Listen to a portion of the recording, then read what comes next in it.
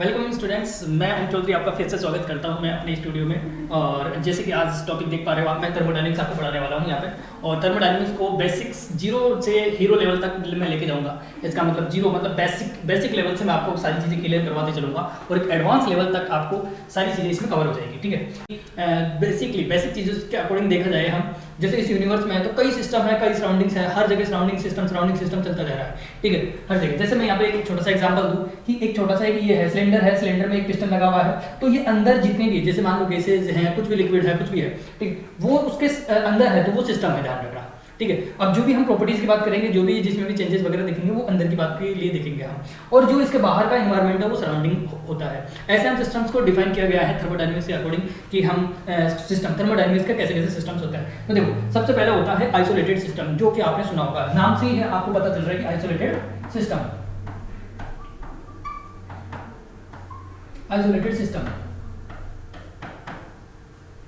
Isolated system, इस system का मतलब है, देखो नाम से पता चल रहा है कि आइसोलेटेड है, एकदम आइडियल है। इसका मतलब यह है कि इसके अंदर ना तो हीट का ट्रांसफर होता है, ना इसमें मास का ट्रांसफर होता है।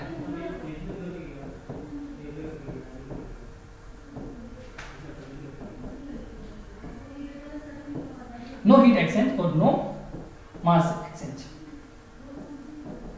ठीक है, ना तो हीट का एक्सचेंज होता है, ना मास का एक्सचेंज होता है, ध्यान रखना ऐसे के अंदर। ठीक है, और फिर हम जैसे, ये तो हमारा पहला हो गया, ध्यान रखना। इसी के अकॉर्डिंग हम इसमें दो टाइप के और सिस्टम देख पाते हैं, उसको डिफाइन कर पाते हैं। जैसे मैं यहाँ पे बोलूँ ओपन सिस्टम और एक क्लोज सिस्टम।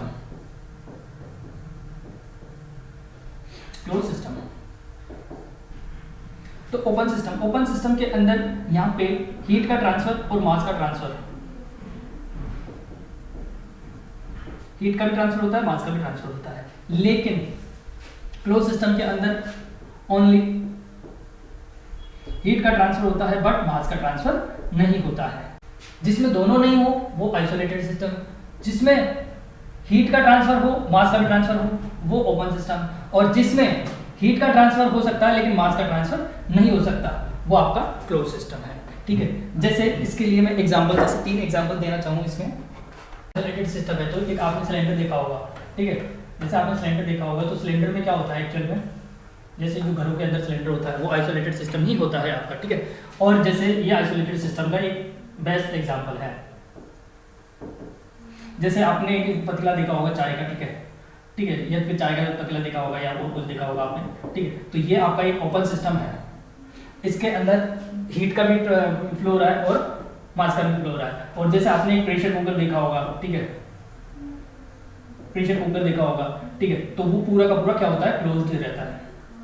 ऐसे सिस्टम देखे होंगे आपने, तीनों की तीनों एग्जांपल बेस्ट एग्जांपल सही है। जैसे मैं बोलूँ चाय का पतीला हो गया या फिर चाय का कप भी हो गया, तो उसमें हीट का भी ट्रांसफर हो रहा है, उसको देखते हैं, सेंस करते हैं, तो हाँ उसमें गर्माहट होती है और उससे हीट वेपराइजेशन होकर भी बाहर निकल रही होती है। तो इसका ओपन सिस्टम का एक बेस्ट एग्जांपल है। जैसे प्रेशर कुकर देखा होगा आपने, प्रेशर कुकर ऊपर से एकदम फिक्स होता है और वो उसके बाहर हम बाहर हाथ लगा के देखते हैं तो गर्माहट महसूस होती है। इसका मतलब हीट का ट्रांसफर हो रहा है लेकिन मास का ट्रांसफर नहीं हो रहा है। ठीक है, और जैसे हम एक सिलेंडर देखते हैं, सिलेंडर जो गैस का सिलेंडर होता है, उसके अंदर हम देखते हैं, हाथ लगा के देखते हैं, तो वो ना तो गर्म दिखता है ना वो, तो वो एक आइसोलेटेड सिस्टम का एक एग्जांपल, बेस्ट एग्जांपल है। ठीक है, होते हैं, देखो प्रोसेस को जानने से पहले हम यहाँ पे इसके वेरिएबल्स जानते हैं। तो इसके जो वेरिएबल्स होते हैं वो प्रेशर होता है, वॉल्यूम होता है, टेम्परेचर होता है, ये सारे के सारे इसके, मास वगैरह हो गया, सब्सटेंस वगैरह हो गया, ये सारे के सारे इसके वेरिएबल्स होते हैं, ध्यान रखना। ठीक है, कुछ ऐसे होते हैं जो एक्सटेंसिव होते हैं, जैसे इसमें एक्सटेंसिव में P और T हो गया, जैसे टेम्परेचर और ये मास पे डिपेंड नहीं करते हैं। ठीक है, तो इंटेंसिव बोलते हैं इसको। और जो मास पे डिपेंड करते हैं, जो मास पे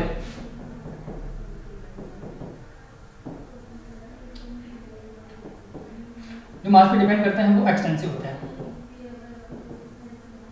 जैसे मास पे डिपेंड करने वाले वॉल्यूम हो गया, ठीक है, N हो गया, नंबर ऑफ मोल्स हो गए, ये सब मास पे डिपेंड करते हैं, ये मास पे डिपेंड नहीं करते हैं। ठीक है, इस टाइप से इनके नाम भी दिए जाते हैं, एक्सटेंसिव और इंट्रिंसिक।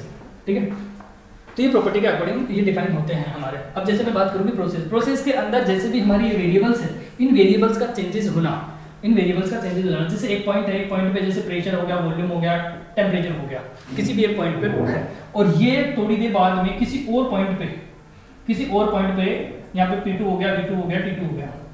ठीक है, ये प्रेशर मतलब ये वेरिएबल्स यदि चेंज हो जाए, वो कैसे भी हो सकता है, बट ये कुछ चेंजेस हो सकता है पिस्टन ने वर्क किया, हो सकता है कि इसके मॉलिक्यूल्स ने वर्क किया, कैसे भी कुछ वर्क करने से ये वेरिएबल चेंज हो जाते हैं। तो इस प्रोसेस को बोलते हैं स्टेट। ध्यान रखना, ये अपनी स्टेट चेंज कर लेता है, ठीक है। तो स्टेट वेरिएबल्स में कुछ चेंजेस लाने से हमारे थर्मोडायनेमिक्स में कुछ चेंजेस आते हैं, उन्हीं को प्रोसेस बोला जाता है। अब ये अलग अलग तरीके से हो सकता है, कोई जरूरी नहीं है ऐसा हो, ऐसा भी हो सकता है, कोई जरूरी नहीं है, वो कैसा भी हो सकता है। तो इन्हीं के अकॉर्डिंग जैसे जिस तरीके से प्रोसेस होगा उसी के अकॉर्डिंग उनका नाम दिया जाता है, ठीक है। देखो जीरोथ लॉ एकदम बेसिक लॉ है। जो जीरोथ लॉ में ऐसा बोला जाता है कि मान लीजिए यहाँ पे एक एडियाबेटिक बॉल लगा दी जाती है, ये एडियाबेटिक बॉल है, और यहाँ पे एक बॉल ऐसी बॉल लगा दी थी। मान लीजिए 3 सब्सटेंस लीजिए, 3 सब्सटेंस को तीनों को डिफरेंशिएट कर दीजिए। यहाँ पे एडियाबेटिक बॉल लेके हमने ये कर दिया, इसको डिफरेंशिएट कर दिया, और यहाँ पे एक डाइथर्मिक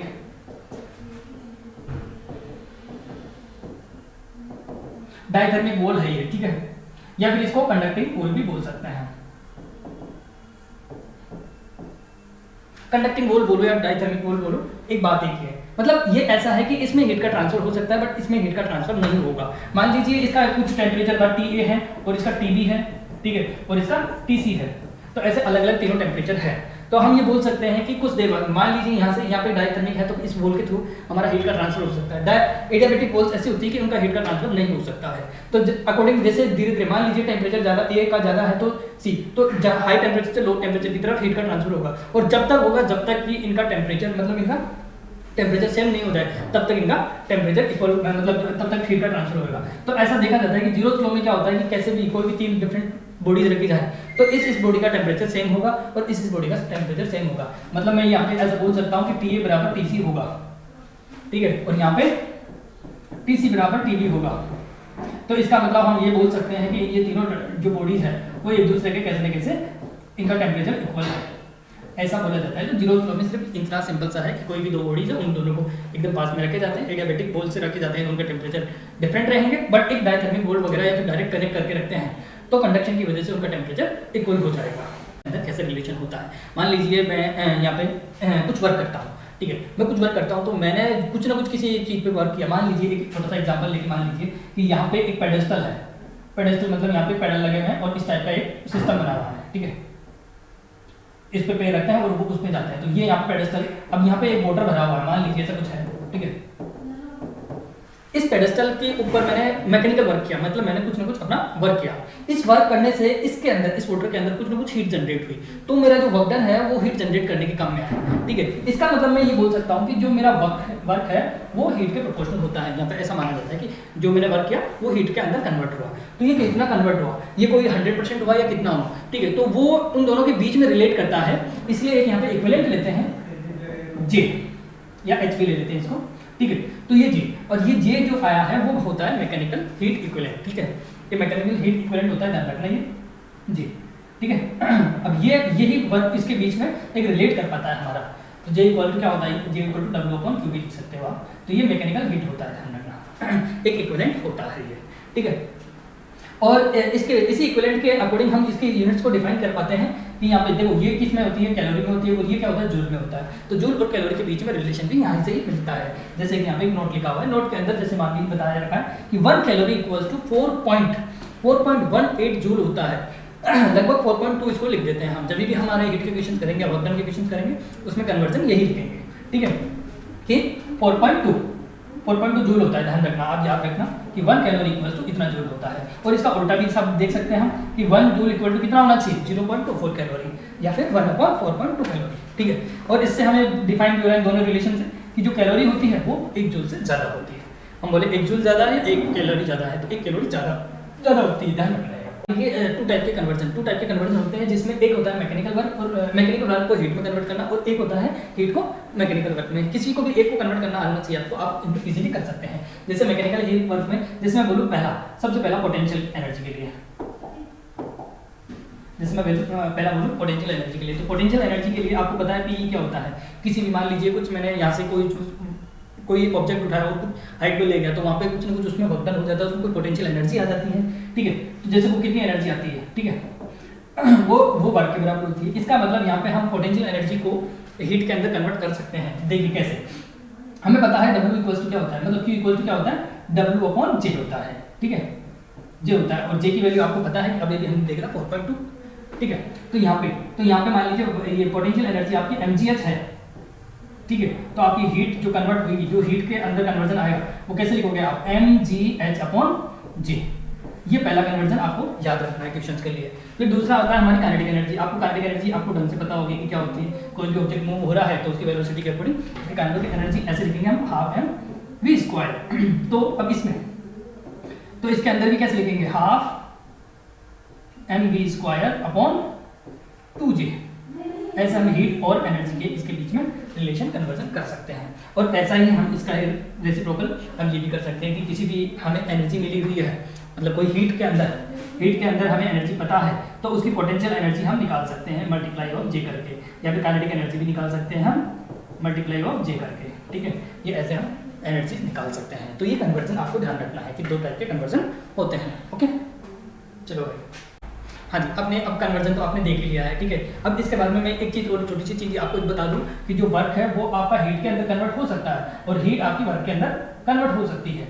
लेकिन ये चीज़ ध्यान रखना कि वर्क हमेशा हो सकता है 100% कन्वर्ट हो सकता है, ये एकदम सही बात है। बट कोई जरूरी नहीं है कि आपकी जो हीट है वो 100% वर्क के अंदर कन्वर्ट हो जाए। तो ये ऐसा नहीं होता है एक्चुअल में। ठीक है, हमेशा कभी भी 100% एफिशिएंसी की किसी भी इंजन की या किसी भी चीज़ की नहीं मिलती है। तो ये ध्यान रखना आपको कि वर्क तो हमेशा हीट में 100% कन्वर्ट हो सकता है, लेकिन हीट आपकी वर्क के अंदर 100% कन्वर्ट नहीं हो सकती। कुछ ना कुछ लॉसेस होते ही हैं हमेशा। ठीक है, तो ये नहीं होती है, ध्यान रखना। ठीक है, बट ये तो होता है। ठीक है, आइए यहाँ पे एक आपके लिए क्वेश्चन है कि calculate the rise in the temperature of the waterfall from the 100 metre. 100 metre से कोई वाटर गिर रहा है तो उसके अंदर कितना टेम्परेचर राइज हो जाएगा। ठीक है, मतलब डेल्टा टी बताना है आपको। तो बता सकते हो, देखो 100 से यहाँ से वाटरफॉल हो रहा है नीचे। ठीक है, तो आपके पास h हाइट है 100 मीटर। ठीक है, तो आप यहाँ पे वर्क निकाल सकते हो, पी निकाल सकते हो। अभी हमने कन्वर्जन किया था, mgh कर सकते हो mg। ठीक है, और हमें हीट के बारे में पता करना है, टेम्परेचर के बारे में करना है, तो हमें पता है कि P/J होता है या फिर mgh/J होता है। इसका मतलब हमें पता करना है टेम्परेचर, तो ये हो गया ms डेल्टा टी। ठीक है, और ये हो गया mgh/J। तो यहाँ पे आया gh/mg। ठीक है, तो यहाँ पे g आपको पता ही है, g जैसे यहाँ पे दिख रहा है आपको 10 है और ये 100 है मीटर के अंदर। ठीक है, और यहाँ पे s है, सॉरी यहाँ पे s है और यहाँ पे j है जो कि 4.2 ले सकते हैं। और ये वाटर के लिए आपको ये 1000 आपको यूज करना है। ओके, तो यहाँ से आप कैलकुलेट करोगे तो आपके पास एक फाइनल आंसर आ जाएगा 0.24 सेंटीग्रेड के अंदर आ जाएगा। ठीक है, क्योंकि हमने 4.2 लिया है। यस स्टूडेंट, एक क्वेश्चन और आपके लिए। यहाँ पे एक मैन है जो कि उसके पास इतना कैलोरी हीट है और उसके बाद में खाना खाने से उसको उसकी इतनी हीट मिलती है और उसकी जो एफिशिएंसी वो 25% है और उसका खुद का मास है 70 kg।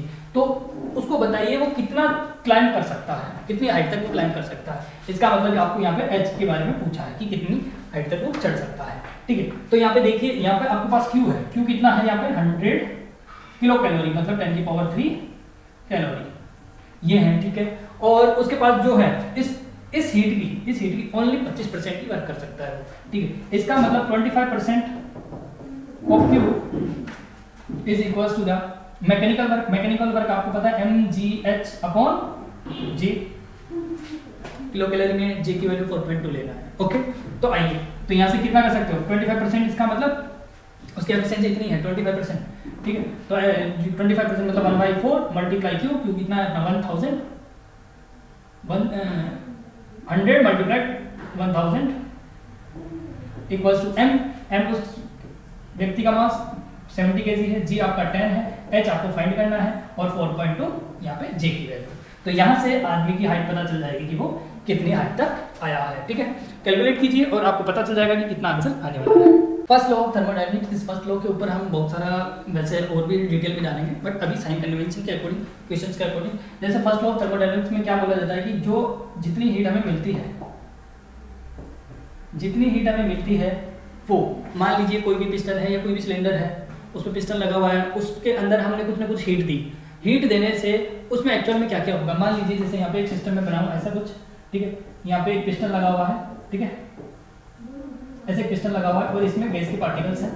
ठीक है, और यहाँ पे मैं एक हीटर लगा के, ये मेरा एक हीटर है, यहाँ पे एक मैं हीटर लगा के इसके अंदर मैं कुछ ना कुछ हीट प्रोवाइड करता हूँ, ये मैं हीट प्रोवाइड करता हूँ उसको। तो इस हीट को प्रोवाइड करने से एक्चुअल में क्या होगा, पहले तो क्या होगा, इसके इंटरनल मॉलिक्यूल्स जो भी है वो अपनी एनर्जी बढ़ाएंगे, अपनी एनर्जी को इंक्रीज करेंगे, ठीक है, उसको बोलते हैं इंटरनल एनर्जी। इंटरनल एनर्जी में कुछ ना कुछ चेंजेस होंगे। उसके बाद में जैसे ही चेंजेस हुए तो ये क्या करना स्टार्ट होगा, इस पिस्टन को मूव करना स्टार्ट करेगा, ठीक है, तो ये इसको उधर मूव करवाएगा, ठीक है। तो यहाँ पे जो मैंने हीट दी है वो किस किस में गई, एक तो यहाँ पे इसके इंटरनल एनर्जी में चेंजेस करने के लिए, और एक यहाँ से यहाँ पे इसको मूव, पिस्टन को मूव करवाने के लिए। ये एक्स है तो ये मूव हुआ है हमारा, ठीक है, इधर फोर्स लगा कुछ ना कुछ, यहाँ पे एक पिस्टन का एरिया होगा, ठीक है, उस एरिया पे कुछ ना कुछ उसको डिस्प्लेस करवाया, एक्स डिस्टेंस तक डिस्प्लेस करवाया, ठीक है। तो यहाँ पे एक तरह से इसने गैस ने क्या किया, इस पे काम किया, कुछ ना कुछ वर्क किया, ठीक है। तो वो एक तो वर्क करने में और एक एनर्जी, उसकी इंटरनल एनर्जी को बढ़ाने में, इसमें काम में है हमारी हीट। तो यहाँ पे जो फर्स्ट लॉ ऑफ थर्मोडायनेमिक्स है वो ये बोलता है कि डेल्टा क्यू, जो हमारी जो एनर्जी है, जो हमारी हीट है, वो कन्वर्ट होती है हमारी उसके इंटरनल एनर्जी और उसमें जितना वर्क डन होता है उसके, ठीक है। तो ऐसा ये फर्स्ट लॉ ऑफ थर्मोडायनेमिक्स है कि delta Q equals to delta U plus delta W, जहाँ पे डेल्टा यू आपकी इंटरनल एनर्जी है और डेल्टा डब्ल्यू आपका यहाँ पे वर्क डन है कि गैसेज ने या फिर जो भी अंदर है सिस्टम ने कितना वर्क किया, ठीक है। अब ये जो इनके ऊपर है, अब ऐसा नहीं हो सकता, ऐसा भी जरूर, ऐसा तो नहीं जरूरी है, ऐसा भी हो सकता है, इसका उल्टा प्रोसेस भी हो सकता है कि मान लो मैंने किसी मैकेनिकल कुछ ना कुछ मैकेनिकल वर्क करके मैंने इस पिस्टन को इधर मूव करवाया, इसको कंप्रेस करवाया, कंप्रेस करने से हो सकता है इंटरनल एनर्जी में कुछ ना कुछ चेंजेस हो, उसके बाद में हो सकता है इससे हीट भी बाहर निकली हो, ठीक है, इससे हीट भी बाहर निकली हो, ठीक है। इसलिए मैं यहाँ पे डेल्टा दिखा रहा हूँ क्योंकि इसका पॉजिटिव नेगेटिव कुछ भी हो सकता है, हीट रिजेक्ट भी हो सकती है तो हीट हमें देनी भी पड़ सकती है। वर्क डन में इंटरनल एनर्जी में चेंजेस कुछ ना कुछ होगा ही होगा, और यहाँ पे वर्क डन जो वर्क कर रहे हैं वो हो सकता है बाई गैस हुआ हो या by the on the system हुआ हो, ठीक है। बाई द सिस्टम होगा इसका मतलब गैस ने कुछ ना कुछ काम किया है, और ऑन द सिस्टम होगा मतलब किसी ना किसी स्प्रिंग वगैरह या कोई ना कोई अदर कोई एपेटस लगा के इस पे इसको कंप्रेस वगैरह कर रहे हैं तो इस पे वर्क हो रहा होगा, ठीक है। दो टाइप के वर्क हो सकते हैं, तो इसीलिए उनके साइन कन्वेंशन लेना जरूरी है हमें, ठीक है। अब देखो साइन कन्वेंशन के अंदर यदि हम उसको हीट देते हैं, यदि किसी सिस्टम को हीट देते हैं तो वहाँ पे हम पॉजिटिव साइन यूज करेंगे, ठीक है, और यदि हीट हमारी रिजेक्ट होती है, बाहर निकलती है, तो यहाँ पे माइनस का साइन लेते हैं। ये हुआ साइन कन्वेंशन और हीट, ठीक है। इंटरनल एनर्जी में यदि इंक्रीज होता है, एक्सपेंड होता है, इंक्रीज होती है, इंटरनल एनर्जी में डिक्रीज होती है, यदि इंटरनल एनर्जी डिक्रीज होती है तो हमारा नेगेटिव साइन लेते हैं। और यहाँ पे वर्क डन, मान लो गैस ने उस पर वर्क किया, पिस्टन पे वर्क किया, तो गैस ने किया तो by the gas, by gas, जब बाई गैस होता है या बाई सिस्टम होता है, ठीक है, वर्क डन हमारा, तो हम पॉजिटिव लेते हैं क्योंकि उसमें डेल्टा वी, हमारा जो डेल्टा वी जो वॉल्यूम है वो बढ़ गया, इसका मतलब हमने कुछ ना कुछ पॉजिटिव वर्क किया, इस पे पॉजिटिव वर्क आता है, ठीक है। और यदि ऑन द सिस्टम करते हैं हम, तो हमारा जो वर्क होता है वो नेगेटिव वर्क होता है। ये साइन कन्वेंशन आपको ध्यान रखने हैं एज इट इज कि क्या आप कब कौन सा यूज करते हैं, बाकी क्वेश्चंस करेंगे तब आपको इजीली समझ में आ जाएगा। अब आता है work done by the thermodynamic system. मान लीजिए यहाँ पे एक पिस्टन है, पिस्टन पे अंदर गैसेज ने कुछ ना कुछ फोर्स लगाया है, तो उस पूरे यहाँ पे ये इसका क्रॉस सेक्शन एरिया जो भी होगा, पूरा क्रॉस सेक्शन एरिया होगा, उस पर एक फोर्स लगाया, गैस ने एक फोर्स लगाया, उस फोर्स की वजह से वो पिस्टन मूव हुआ, तो वो dx डिस्टेंस तक मूव हुआ, ठीक है। तो इसने कुछ ना कुछ वर्क डन किया, तो by gas the work done कुछ ना कुछ हुआ, तो वही वर्क डन हम निकालेंगे कि कैसे कर सकते हैं, ठीक है। मान लीजिए पहले कुछ ना कुछ इसका वॉल्यूम प्रेशर और वॉल्यूम कुछ ना कुछ था, बाद में कुछ अलग हो गया, और वो डिपेंड करेगा कि कौन सा प्रोसेस है, आपका प्रेशर कांस्टेंट है नहीं है, टेम्परेचर कांस्टेंट है नहीं, वो अलग बात है, लेकिन बेसिकली हम अभी सिर्फ और सिर्फ वर्क डन निकालने की कोशिश कर रहे हैं, ठीक है। तो वर्क डन क्या होता है, यहाँ पे वर्क डन होता है F डॉट dx, ठीक है। तो यहाँ पे कुछ ना कुछ फोर्स लगा और dx डिस्प्लेसमेंट हुआ उसमें, यही बेसिक डेफिनेशन है हमारी dw की, ठीक है। मतलब dw मतलब छोटा सा डिफरेंस आया, dx डिस्टेंस तक मूव हुआ, तो हमारा जो dw है वो ऐसे लिखा जाता है, ठीक है। अब हम dw की डेफिनेशन के अकॉर्डिंग हम फोर्स यहाँ पे क्या लग रहा है, जैसे पूरे के अंदर कुछ ना कुछ प्रेशर है, तो प्रेशर मल्टीप्लाई एरिया, तो क्या वैल्यू मिलती है हमें, फोर्स की जो वैल्यू मिलती है वो फोर्स प्रेशर इनटू एरिया मिलती है, ठीक है। तो यहाँ पे फोर्स को हम ऐसे लिख सकते हैं P इनटू AdX, ठीक है। अब यहाँ पे डिफरेंशिएट को इंटीग्रल कर दो, इंटीग्रल करने से हमें टोटल वर्क डन की डेफिनेशन मिल सकती है कि कहां से कहां मूव हुआ है, ठीक है। अब देखो यहाँ पे ये AdX का मतलब क्या है, ये वॉल्यूम को रिप्रेजेंट कर रहा है, तो हम इसको PdV लिख सकते हैं, PdV क्या है, चेंज इन वॉल्यूम, ओके। तो ऐसे हम इसका वर्क डन निकाल सकते हैं। अब यदि प्रेशर कांस्टेंट है नहीं है वो डिपेंड करता है। यदि मान लीजिए प्रेशर आपका कांस्टेंट है तो हम W का जो फॉर्मूला लिखेंगे वो लिखेंगे PdV। PdV का मतलब dV और V का मतलब final volume minus initial volume. तो ये एक वर्क डन ऐसे निकाल सकते हैं। अब ये जैसे मैंने एक ऐसे स्पेसिफिक बताया कि प्रेशर कांस्टेंट करके हम वर्क डन ऐसे लिख सकते हैं इसी फॉर्म में, ठीक है। तो ये दिखाता है कि वॉल्यूम पहले बाद में कितना था और पहले कितना था। यदि चेंजेस वॉल्यूम आपको पता चल जाए और प्रेशर आपको पता है तो आप वर्क डन निकाल सकते हैं। जैसे मैं PV ग्राफ की बात करूं तो यहाँ पे P और V के बीच में एक ग्राफ है, ठीक है। अब यहाँ पे और ये ऐसे प्रोसेस हो रहा है, ठीक है। तो इसमें ये देखो, यहाँ पे ये भी बोल सकते हो कि ये प्रेशर का यदि हम ग्राफ के अकॉर्डिंग देखें तो PdV है। PdV का मतलब है कि जो W की वैल्यू होगी वो graph area under the curve of PV। तो ये आपकी डेफिनेशन के ग्राफ की डेफिनेशन के अकॉर्डिंग हम ये बोल सकते हैं कि इसका जो वर्क डन होगा वो ये होगा area under the curve of PV। मतलब PV का आपके जो पास एरिया है, मतलब यहाँ का जो एरिया है, ये हमारा वर्क की डेफिनेशन, वर्क की वैल्यू देगा। ध्यान रखना जो भी कभी भी, और हो सकता है आपका उल्टा हो, ऐसा उल्टा हो कि P इधर दे रखा हो और V इधर दे रखा हो। तो ध्यान रखना उस केस में हम क्या करेंगे, उस केस में हमेशा ध्यान रखना PV ग्राफ में P to V ग्राफ ही देखना है। मतलब ये वाला जो ग्राफ होगा वो हमें W की वैल्यू देगा, ध्यान रखना। तो कभी कभी इक्वेशन ऐसे घुमा के भी दे देता है कि वॉल्यूम ऊपर दे देता है, प्रेशर नीचे दे देता है। तो आपको ये चीज़ें ध्यान रखना। ओके, जैसे आपके सामने अब मैं एक क्वेश्चंस लेके आता हूँ कि वर्क डन से रिलेटेड। जैसे वर्क डन की हमें अभी डेफिनेशन देखे कि change in volume multiply pressure हमें वर्क डन की वैल्यू मिलती है। तो हम इसी क्वेश्चंस के अंदर एक ग्राफ दे रखा है आपको, और ग्राफ के अंदर पूछा गया है कि what is the work done by the system. तो सिस्टम के द्वारा कितना वर्क हो रहा है, ठीक है। तो आइए हम देखते हैं। अब यहाँ पे एरो कुछ डिसाइड किया नहीं है इन्होंने कि ये पहला ऐसे से ऐसे हुआ है या ऐसे से ऐसे हुआ है, ठीक है। लेकिन हम मान के चलते हैं P1 V1 पहले ग्राफ ये था, P1 V1 वॉल्यूम था, वॉल्यूम V1 था और प्रेशर P1 था, और बाद में P2 V2 हो गया। तो इसके अंदर वर्क डन कितना हुआ होगा, आइए देखते हैं कितना। यहाँ पे एरिया अंडर द कर्व आपको पता है किसकी वैल्यू मिलती है हमें, W इक्वल्स टू PdV। हम लिख सकते हैं प्रेशर भी चेंज हो रहा है, यहाँ पे वॉल्यूम भी चेंज हो रहा है, ठीक है। तो हम एरिया अंडर द कर्व कर सकते हैं क्योंकि हमें ग्राफ पता है। एरिया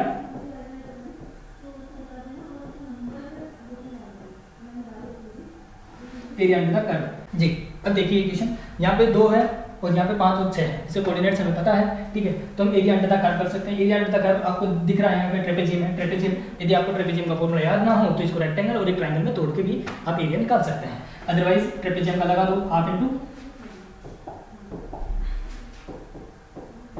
इंटू दोनों पैरेलल साइड का सम। पैरेलल साइड है यहाँ पे 2 और देखो 2 है और एक 6 है, तो 2 + 6, ठीक है, इनटू ऑफ इसकी हाइट, दोनों बीच की डिस्टेंस 3 है, 5 - 2, इन दोनों के बीच का डिफरेंस और इन दोनों के पैरेलल साइड का सम। ये जो आपका प्रेशर है वो ATM में है, ध्यान रखना। तो इसको मीटर पर सेकंड में लिखोगे तो इसको लिखोगे इस वाले वैल्यू को 10⁵, और ये जो है वो लीटर में है तो इसको मीटर क्यूब में लिखोगे तो 10⁻3। ऐसे आपको वैल्यू लिखना पड़ेगा, -3 ऐसे आपको वैल्यूज लिखना पड़ेगा, ठीक है। तो आपके पास एक एरिया कैलकुलेट होके आ जाएगा, जैसे कि 12000। हम अब जो थर्मोडायनेमिक्स के प्रोसेस होते हैं जिसमें जैसे कि 5 प्रोसेस हम देखेंगे, जैसे 5 से 6 प्रोसेस देखेंगे हम, जिसमें आइसोकोरिक है, आइसोबारिक है, आइसोथर्मल है, एडियाबैटिक है, पॉलीट्रॉपिक है और एक साइक्लिक प्रोसेस है। ऐसे करके हम टोटल 6 प्रोसेस देखने वाले हैं। तो एक एक प्रोसेस के बारे में हम जानेंगे कि क्या होता है क्या नहीं होता है, और उसके वर्क डन की डेफिनेशन देखेंगे उसमें क्या वर्क डन कैसे निकालते हैं, और रिलेट करेंगे हम उसकी एनर्जी को भी, जैसे उसकी हीट को और उसकी इंटरनल एनर्जी को, ठीक है। तो सबसे पहले हम आइसोकोरिक की बात करते हैं। पहला आता है हमारा आइसोकोरिक। नाम से समझ में आ रहा है कि हाँ आइसोकोरिक में वॉल्यूम आपका कांस्टेंट रहता है।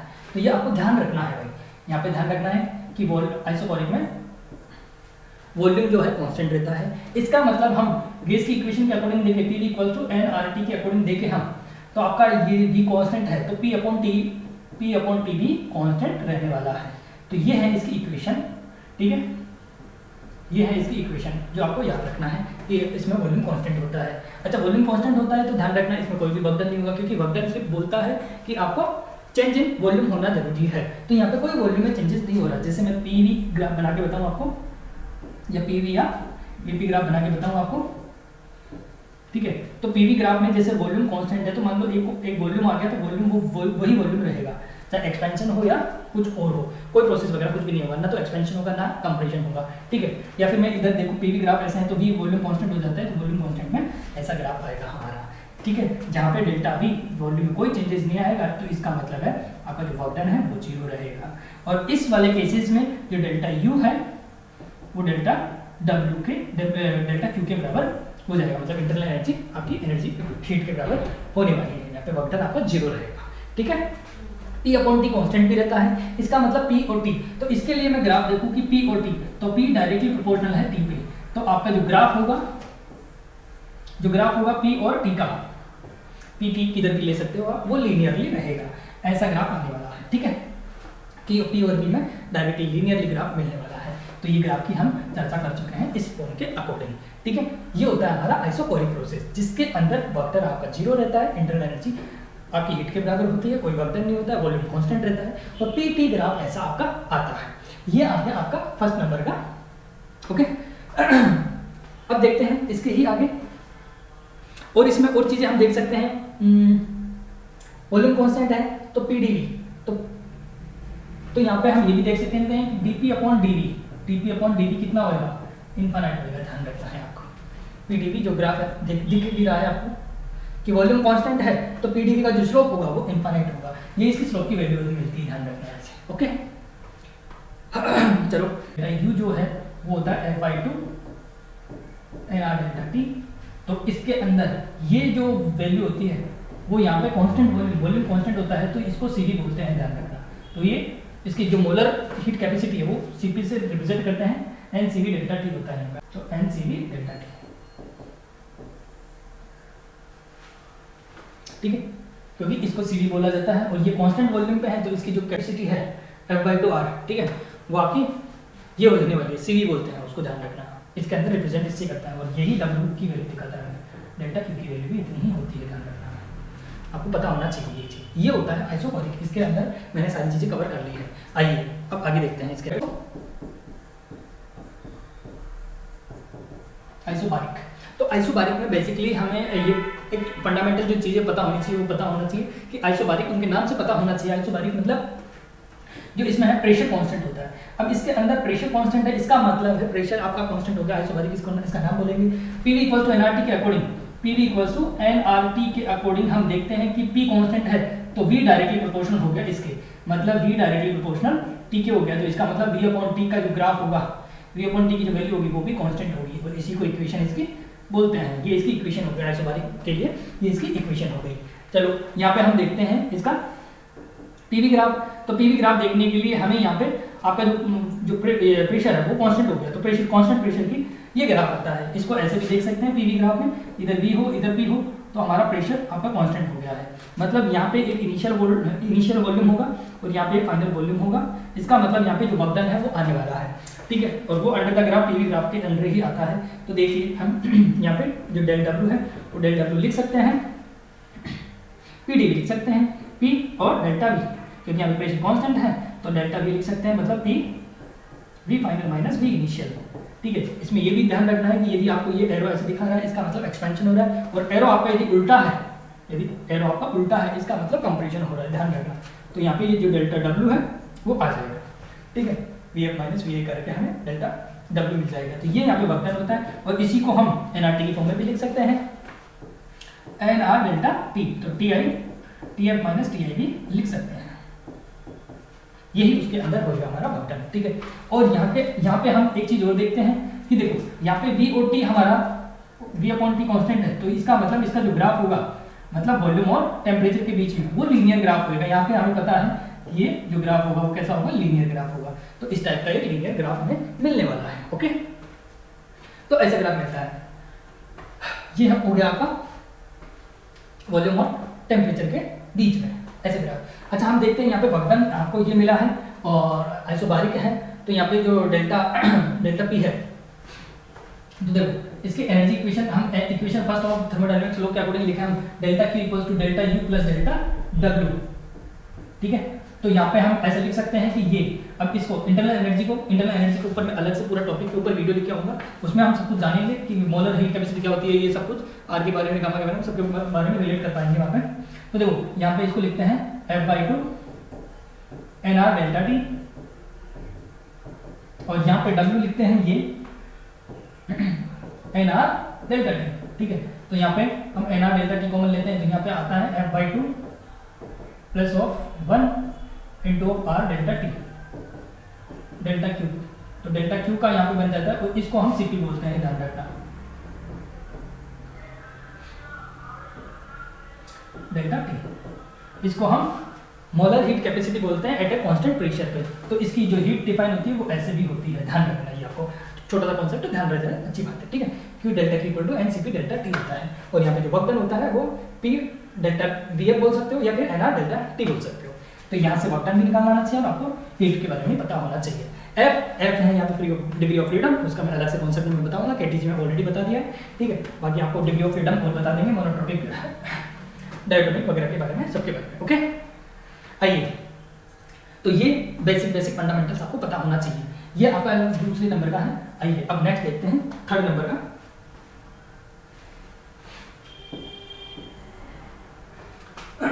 अब आता है हमारा आइसोथर्मल।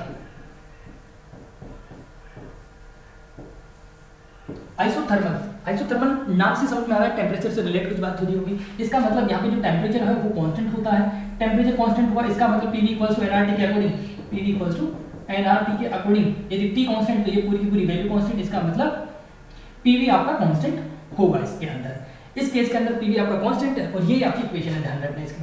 हम बोलते हैं आइसोथर्मल के लिए equation PV equals to constant, ठीक है। अब देखते हैं इसका ग्राफ। तो हम सबसे पहले PV ग्राफ देखते हैं।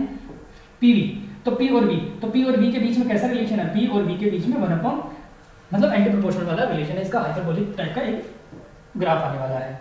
मतलब मान लीजिए P इनिशियल यहाँ पे कुछ है, V इनिशियल है और कुछ P इनिशियल है, तो PI VI से यहाँ पे ग्राफ स्टार्ट होगा, और ये एक हाइपरबोलिक ग्राफ होगा, इस टाइप से कुछ ग्राफ जाएगा हमारा, और यहाँ पे जो भी PF होगा, VF होगा, फाइनल वॉल्यूम प्रेशर होगा वहाँ के लिए, तो इस टाइप का कुछ ग्राफ होगा। और जो इस एरिया अंडर द कर्व जो होगा वो हमारा यहाँ पे वर्क डन होगा। ऐसे क्वेश्चंस के लिए वर्क डन जो निकालते हैं वो सिर्फ हम एरिया या फिर area under the curve include करके ही निकाल पाते हैं। जैसे इसमें हम जो डेल्टा W लिखेंगे वो लिखेंगे PdV, और यहाँ पे P कांस्टेंट नहीं है, वो भी चेंज हो रहा है, और डेल्टा V वो भी चेंज हो रहा है, ध्यान रखना। तो इसके अकॉर्डिंग हम ऐसे ग्राफ निकालते हैं, और ये एरिया अंडर द ग्राफ आ गया।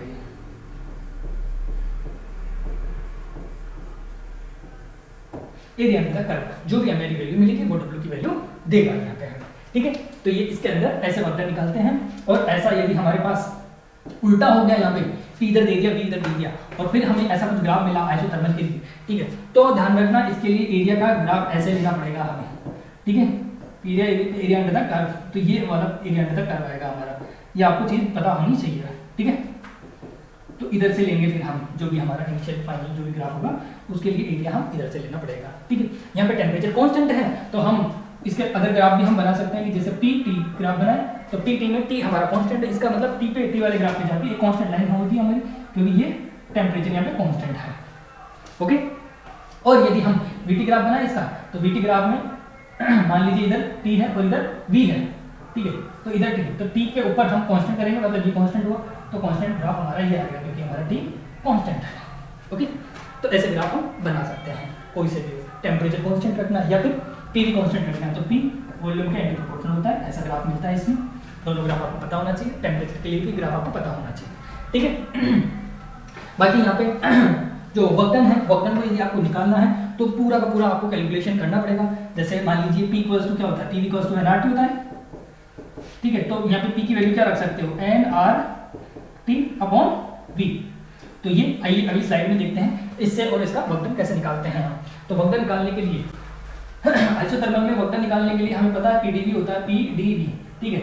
V वॉल्यूम की वॉल्यूम इनिशियल से फाइनल वॉल्यूम तक हमें वर्क डन पता करना है। और P के बारे में अभी मैंने लिखा उधर कि NR डेल्टा T जो भी NRT upon NR delta T बोल सकते हो, NRT अपॉन V बोल सकते हैं हम, ठीक है। तो ये इक्वेशन ऐसे अभी डेल्टा टी मत लिखो, अभी टी लिखते हैं, ठीक है। तो ये इक्वेशन हम इसमें अंदर पुट करते हैं तो W इक्वल्स टू ये आता है पी की जगह आता है nRT upon V dot dV, ठीक है। ये सब कांस्टेंट होते हैं क्योंकि आपका टी आपका क्या है, कांस्टेंट है आइसोथर्मल के लिए, आइसोथर्मल के लिए कैलकुलेट कर रहे हैं तो यहाँ पे टी क्या है, कांस्टेंट है।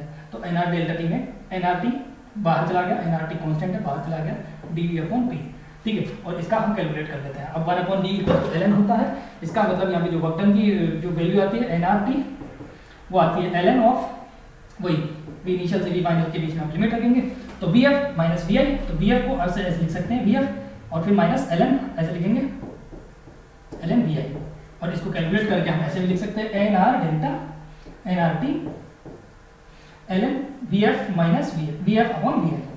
और हम p के अकॉर्डिंग इसका उल्टा फॉर्मूला भी लिख सकते हैं कि क्यों p v के प्रोपोर्शनल है, तो इसको हम फॉर्मूले को घुमा भी सकते हैं nRT ln pi upon pf। ऐसे हम इसका वर्कडन के फॉर्मूले की कैलकुलेशन कर पाते हैं। इस तरीके से ये वर्कडन का फॉर्मूला निकल के आता है, जो कि आपको एज इट इज याद रखना है कि आइसोथर्मल के लिए वर्कडन का किस तरीके से आपका डेराइव होता है फॉर्मूला। आइए अब इसके हीट की और उसके बाद हम अलग से जो वीडियो आएगी हमारी उसी के अंदर बात करेंगे कि इसमें हीट कैसे होता है, इंटरनल एनर्जी, जब इंटरनल एनर्जी की बात होगी तब करेंगे। अब इसका जो चौथा प्रोसेस है एडियाबैटिक।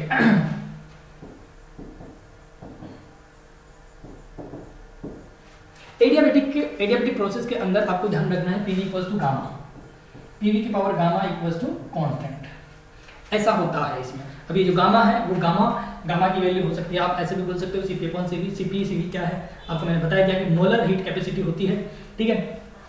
और इस गामा के ऊपर मैं आपको डेरिवेशन करके दिखा दूंगा कि ये गामा कहाँ से आता है, किस लिए आता है, ये पॉलीट्रोपिक इसको क्यों बोलते हैं, ठीक है। लेकिन ये ध्यान रखना कि इसमें पीवी कांस्टेंट नहीं होता, पीवी की power gamma equals to constant होता है।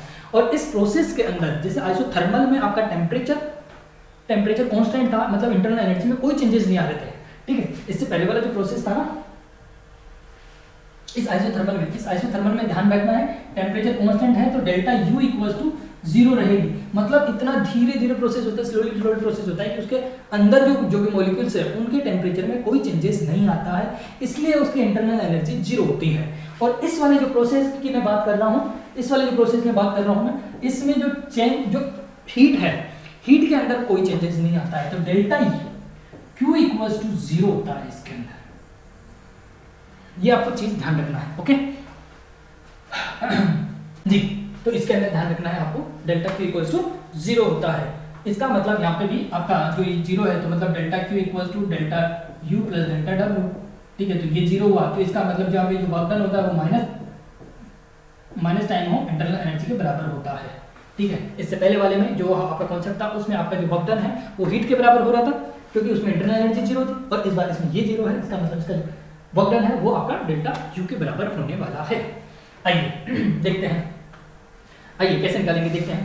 देखो कि आपको डिग्री ऑफ फ्रीडम आपको पता हो तो इसका डेल्टा W ऐसे भी निकाल सकते हैं, यहाँ से भी डायरेक्ट निकाल सकते हैं। जो माइनस टाइम होता है तो n f/2 n r delta t ये होता है इसका, ठीक है।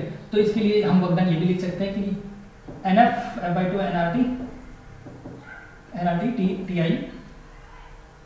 tf माइनस ti होता है, तो हम ये साइन को अंदर ले सकते हैं कि तो nRT nRF upon 2 into ti minus t होता है, tf होता है। तो ऐसे भी हम डेल्टा W लिख सकते हैं, और tf ti को हम ऐसे भी लिख सकते हैं कि nRF upon 2 into pi vi ऐसे भी लिख सकते हैं, माइनस ऑफ tf मतलब tf vi भी लिख सकते हैं। तो यहाँ से हम डेल्टा W ऐसे कैलकुलेट करके हम इसका वर्कडन लिख सकते हैं, ठीक है। इसमें आपको डिग्री ऑफ फ्रीडम पता होना चाहिए। आइए तो ऐसे आप वर्कडन का निकाल सकते हैं, ठीक है। डेल्टा U डेल्टा W के बराबर होता है, W डेल्टा W आप निकाल पाओगे। अब देखिए मैं इस कॉन्सेप्ट के ऊपर बात करता हूँ कि ये एक्चुअल में कैसा है, कि मतलब ये कहाँ से आया, तो इसका प्रूफ भी देख सकते हैं। चलो मैं इसका प्रूफ आपको करवाता हूँ, वैसे कई जगह नहीं करवाया जाता, बट आज मैं आपको ये बताता हूँ कि पीवी इक्वल्स टू गामा कहाँ से आया, ठीक है। हमें पता है जो इसके अंदर जो डेल्टा W होता है एडियाबैटिक के अंदर डेल्टा Q इक्वल टू 0 होता है, और delta W equal to minus of delta U होता है। और डेल्टा W इक्वल टू इसका मतलब क्या, इसका मतलब है कि इसमें f/2 nR डेल्टा T होता है। इसका मतलब TdV ई delta V, P D V को हम ये लिख सकते हैं F/2 N R delta T लिख सकते हैं। ठीक है, ये हमारी एक इक्वेशन हो गई है। ओके, इसको एक इक्वेशन बोल देते हैं। अब हमें पता है पी वी इक्वल्स टू क्या होता है, N R T. We know that P V equals to N R T होता है। हाँ भाई, एन आर टी होता है। तो अब इसका ना डिफरेंशिएट करते हैं हम इसका डिफरेंशिएट करते हैं तो देखो P D V plus D V को छोड़ेंगे, P V D P equals to N R delta T, N R delta T. मतलब एक इक्वेशन हमारे पास थी एडियाबेटिक के लिए, P D V equals to F/2 R D T. ठीक है, ये वाली इक्वेशन थी हमारे पास। और एक इक्वेशन ये है जिसमें एन आर डी टी की वैल्यू यहाँ से हम निकाल के इसमें सब्स्टिट्यूट कर देंगे। ठीक है, ये देखो एन आर डी टी यहाँ पे है, एन आर डी टी यहाँ पे है, ये दोनों इक्वेशंस को हम सब्स्टिट्यूट कर देंगे। कैसे कैसे एन आर डी टी को वैल्यू यहाँ से डालते हैं। तो देखो मैं लिखता हूँ अब इसकी P D V plus V D P equals to N R D T की जगह ये इधर गया तो ये गया, तो ये इधर हो गया 2 P D V upon F नीचे आ गया। ठीक है, ये आएगा और माइनस का साइन है तो माइनस के साइन के साथ इधर आ गया ये। ठीक है, अब ये इक्वेशन हो गया। अब देखो इसमें पी डी वी वाली टर्म्स को एक साइड कर लेते हैं। पी डी वी वाली टर्म्स को एक साइड करेंगे तो P D V plus 2 P D V upon F equals to V D V. इस वाले टर्म को इधर ले आओ तो वी डी वी, ये इक्वेशन हो गई। अब इसमें क्या कॉमन आ रहा है, पी डी वी कॉमन आ रहा है तो पी डी वी कॉमन ले लो। पी डी वी कॉमन लिया तो यहाँ पे बना 1 plus 2 upon F equals to V D V. ठीक है, और ये देखो ये जो टर्म बनी है ये एक कांस्टेंट है, इस कांस्टेंट को हम गामा बोल देते हैं। तो यहाँ पे पी डी वी और इसको एक गामा बोल दिया। ठीक है, equals to V D V. ठीक है, अब प्रेशर को एक साइड कर लो, वॉल्यूम को एक साइड कर लो, गामा कांस्टेंट आ गया। तो gamma constant D V equals to upon V, तो वी इधर ले आ, पी इधर ले गए तो D P upon P equals to minus का साइन। अब इन दोनों को डिफरेंशिएट कर लो, इंटीग्रल कर लो, ln के अंदर आएगा तो गामा इक्वल्स टू ये आएगा ln भी वही भी initial minus final equals to ये आएगा, इधर की साइड आएगा minus time of ln p। यदि इनकी लिमिट भी है तो लिमिट भी रख दो p फिर फाइनल इनिशियल वाली, अदरवाइज ऐसे कर सकते हो। तो ये देखो अब इसमें ना इन दोनों को कैलकुलेट करते हैं, प्लस कोई कांस्टेंट आएगा ही। ठीक है, हम इसका इंटीग्रल कर लिया, इंटीग्रल करके कांस्टेंट आएगा तो उसको उधर लेके आए हम। तो देखो ये गामा ऊपर जाएगा तो ln v की पावर गामा, ये इधर आ गया plus ln p equals to constant. और आपको यहाँ पे दिख रहा है कि ln है, प्लस का साइन है, इसका मतलब दोनों वैल्यूज मल्टीप्लाई हो जाती है। ठीक है, तो हम इस इक्वेशन को ये बोल सकते हैं क्या कि p v की power gamma equals to constant. ये यहाँ से आया है, ये इसका एक प्रूफ है कि आइडेंटिटी में p v की power gamma equals to constant होता है। और गामा की वैल्यू ध्यान रखना, आप ये आपको वैल्यू ध्यान रखनी है कि इसको गामा बोलते हैं, इसको ये गामा बोलते हैं। कभी नहीं भूलोगे ये डेरिवेशन, ध्यान रखना, ये आपके काम नहीं आता बट आपको पता होना चाहिए कि p v की पावर गामा कहाँ से आया है। ओके गाइस, अब इसके आगे देखते हैं क्या है। आइए इसका ग्राफ, जो गामा की वैल्यू होती है वो 1.4 के आसपास होती है यदि आपका डायटोमिक है तो। ठीक है, ये सब डायटोमिक बेसिस है तो उसके लिए। तो इसकी जो पीवी ग्राफ में देखता हूँ, ठीक है, उस पीवी ग्राफ के अंदर ध्यान रखना, पीवी ग्राफ में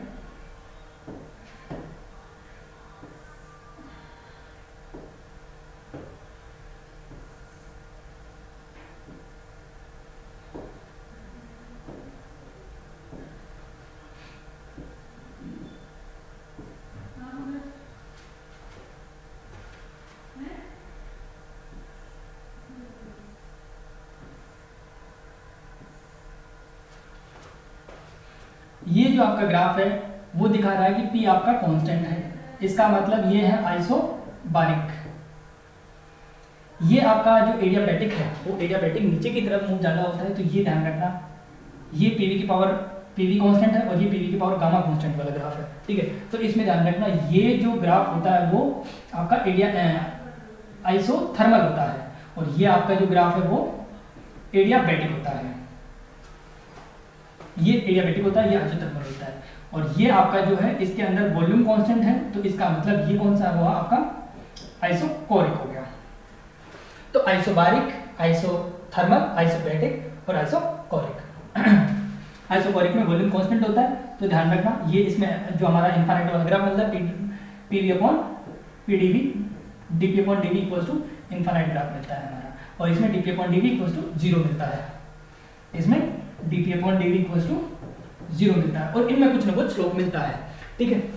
तो यहाँ पे जो इसका जो ग्राफ मिलता है उसका जो स्लोप है वो ज्यादा होता है, डीपी अपॉन डीवी आइसोथर्मल के मल्टीपल गामा टाइम्स मल्टीपल होता है, ध्यान रखना। यदि इन दोनों के बीच में रिलेशन देखो तो ध्यान रखना इसका ग्राफ थोड़ा इसका नेगेटिव में मिलता है, मोड ऑफ लेते हैं हम, ध्यान रखना। लेकिन डीपी अपॉन डीवी जो एडियाबैटिक का ग्राफ है वो ऐसे होता है, gamma times of DP upon DV होता है। तो ये हमारा आइसोथर्मल के लिए, आइसोथर्मल से ज्यादा होता है। इसका मतलब इसका जो ग्राफ है थर्मल का एक्सपेंशन के टाइम पे इसमें वॉल्यूम बढ़ रहा है, ध्यान रखना। ये है एक्सपेंशन के टाइम पे, और यही ग्राफ उल्टे हो जाते हैं, ध्यान रखना। तो ये हमारा होता है जो एडियाबैटिक हो जाता है, ठीक है, जब कंप्रेशन हो रहा होता है, और ये आईटी हो जाता है हमारा आइसोथर्मल, ठीक है। और ये हमारा वापस इस टाइम इधर जा रहा है, ध्यान रखना कंप्रेशन हो रहा है, तो ये हमारा आइसोबारिक होगा और ये हमारा